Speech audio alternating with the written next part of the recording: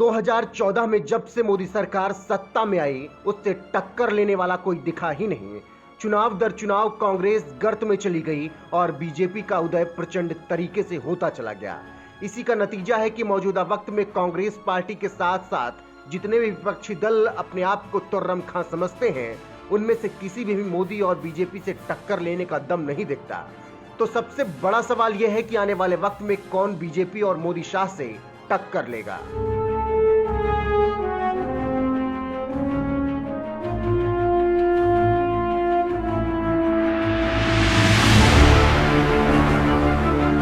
मौजूदा वक्त पर नजर दौड़ाएं तो केवल आम आदमी पार्टी और अरविंद केजरीवाल ही दिखते हैं जो कि मौजूदा सरकार के आगे दम भर सके, क्योंकि दिल्ली से निकलकर पंजाब में सत्ता हासिल करने वाली आम आदमी पार्टी अब देश के तमाम राज्यों में अपना विस्तार कर रही है। और जिस तरीके से केजरीवाल बीजेपी और मोदी शाह पर हमलावर हैं, उससे यह साफ पता चलता है कि उनके अलावा अभी विपक्ष में कोई ऐसा चेहरा नहीं है जो मौजूदा वक्त में केंद्र सरकार के समक्ष खड़ा हो सके। हालांकि एक वक्त था जब केजरीवाल भी पीएम मोदी के सामने कहीं नहीं टिकते थे और 2014 में जब उनके खिलाफ वाराणसी से चुनाव लड़ा था, तब केजरीवाल को समझ में आ गया था कि मोदी से पार पाना मुश्किल ही नहीं, नामुमकिन है। लेकिन मौजूदा वक्त में, अब आप मानिए या ना मानिए, लेकिन यह सच है कि 2024 में केजरीवाल बीजेपी के सामने अकेले लड़ते हुए नजर आएंगे, क्योंकि 2024 में आम चुनाव के लिए जिस तरीके से आम आदमी पार्टी तैयारी कर रही है, उससे उसका इरादा साफ नजर आ रहा है कि वो किसी भी और विपक्षी दल के साथ गठबंधन करने के मूड में नहीं है। केजरीवाल खुद को बीजेपी के विकल्प के तौर पर पेश कर रहे हैं, इसीलिए बीजेपी के गढ़ गुजरात से वो हुंकार भरते हुए नजर आते हैं। वहीं देश की जनता के बीच से भी ये आवाज निकलने लगी है कि केजरीवाल आने वाले वक्त में बीजेपी के लिए बड़ा चैलेंज साबित हो सकते हैं। ट्विटर पर मोदी बनाम केजरीवाल को लेकर तमाम बहस भी छिड़ी हुई है। जैसे एक ट्विटर यूजर लिखते हैं, बीजेपी का विकल्प आप है, मोदी का विकल्प केजरीवाल। एक और यूजर लिखते हैं, लोग गलत समझते हैं कि केजरीवाल मोदी के चैलेंज हैं, केजरीवाल मोदी का विकल्प है। आम आदमी पार्टी के नेता तो सीधे सीधे मोदी बनाम केजरीवाल की लड़ाई पर लिखते हैं। देश की जनता अब मन बना चुकी है और केजरीवाल को मोदी के विकल्प के रूप में देख रही है। 2024 का लोकसभा चुनाव मोदी बनाम केजरीवाल होगा।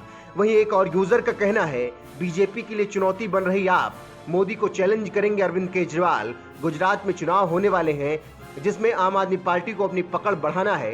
कांग्रेस और बीजेपी के लिए खतरा पैदा कर रहे हैं।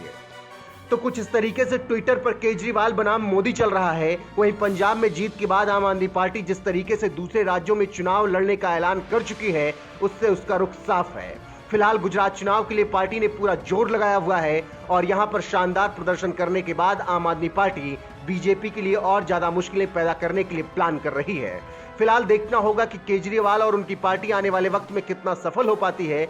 लेकिन जिस तरीके से पूरी की पूरी पार्टी बीजेपी पर हमलावर है, उससे साफ नजर आता है कि वो आर पार की लड़ाई के मूड में है और वो केवल मोदी बनाम केजरीवाल ही चाहते हैं। बहरहाल आप सुनिए अरविंद केजरीवाल को कि किस तरीके से वो बीजेपी पर निशाना साध रहे हैं, जिससे आपको समझ में आ जाएगा कि 2024 में केवल मोदी बनाम केजरीवाल ही होने वाला है। 144 करोड़ रुपए वाला आदमी ऐसे कपड़े पहनता है थोड़ी तो,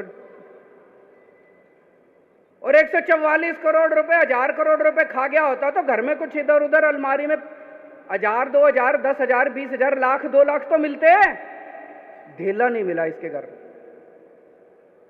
फिर इनके गांव गए, मनीष के गांव गए, उन्होंने सोचा इसने जमीन खरीद रखी होगी। सारे गांव में पूछा इन्होंने, सीबीआई, ईडी, केंद्र सरकार ने, कुछ नहीं मिला। फिर इनके लॉकर में गए, बैंक में गए, इन्होंने सोचा लॉकर में होगा। तो इनका छोटा बच्चा, जब वो मीर इनका छोटा था, उसका एक झुंझुना था, वो याद के लिए उन्होंने लॉकर में रख रखा था। वो झुंझुना मिला इनको, लॉकर में झुंझुना मिला, कुछ नहीं मिला। 144 करोड़ खा गया कि मनीष सिसोदिया इतने। अब इन्होंने प्लानिंग करी है, अब एक दिन ये रेड करेंगे, 5-7 ऐरे गहरे नत्थु गहरों को पकड़ लेंगे और फिर कहेंगे मनीष सिसोदिया के सहयोगी के यहां मिले, मनीष सिसोदिया के सहयोगी के यहां मिले। पर जनता देख रही है, जनता देख रही है। रोज सुबह 6 बजे उठ के स्कूलों के चक्कर मार के आता है। कोई भ्रष्टाचारी आदमी सुबह 6 बजे उठ के स्कूलों के चक्कर नहीं मारता। कोई भ्रष्टाचारी होगा तो पहले रात को बैठ के दारू पिएगा, थोड़ी गलत काम करेगा, सवेरे तो लेट उठेगा वो, 6 बजे उठ के ईमानदार आदमी स्कूलों के चक्कर काट सकता है। 6 बजे उठ के ईमानदार आदमी बच्चों का भविष्य बनाने की सोच सकता है, कोई बेईमान आदमी थोड़ी सोचेगा। अब कल इन्होंने अमानतुल्लाह को पकड़ लिया। अमानतुल्लाह को भी बोले उसके घर कुछ नहीं मिला, अमानतुल्लाह के यहाँ उसके सहयोगी के यहाँ फलाना मिला, ढिमका मिला, ये मिला। उसका सहयोगी सारे टीवी चैनलों में जा जाके कह रहा है जी जो भी मिला मेरा है, और उसके यहाँ भी कुछ नहीं मिला से। अब उसका इन्होंने ढिंढोरा पीट दिया।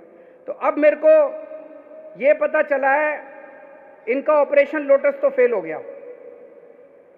इन्होंने दिल्ली के अंदर हमारी सरकार तोड़ने की कोशिश करी। 20-20 करोड़ रुपए एक एक एमएलए को इन्होंने कोशिश करी, एक भी एमएलए नहीं टूटा। हमने सारे के सारे गिनती करा दी थी विधानसभा के अंदर, एक भी एमएलए नहीं टूटा। फिर ये पंजाब गए, पंजाब के अंदर 25-25 करोड़ एमएलए को देने की कोशिश करी। इनकी प्लानिंग थी पंजाब में भी और दिल्ली में भी 40-40 एमएलए खरीद के तोड़ लेंगे। पंजाब में भी ये नहीं तोड़ पाए। अब इन्होंने ऑपरेशन लोटस फेज 2 शुरू किया है। कल से एमएलए के पास फोन आने चालू हो गए, या तो तुम हमारे साथ आ जाओ, नहीं तो तुम्हारा भी वही हाल करेंगे जो अमानतुल्लाह का किया था। धमकियां दे रहे हैं, तुम्हारे पीछे भी ईडी छोड़ देंगे, तुम्हारे पीछे भी एसीबी छोड़ देंगे, तुम्हारे पीछे भी। अभी तक तो कोई टूटा नहीं है जी, और मेरे को लगता नहीं कोई टूटेगा। मैंने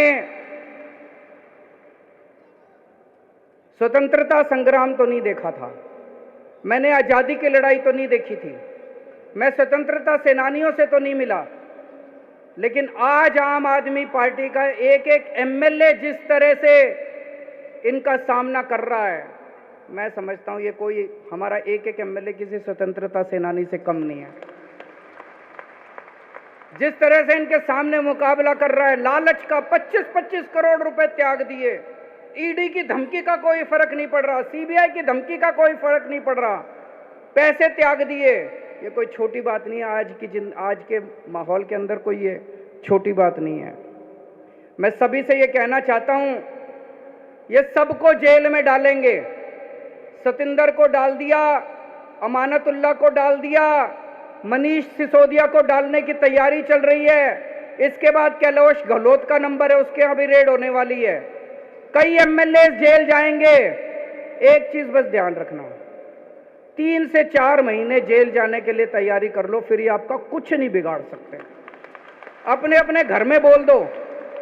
कल पंजाब से मेरे पास 2-3 एमएलए आए थे, मैंने उनको यही बोला,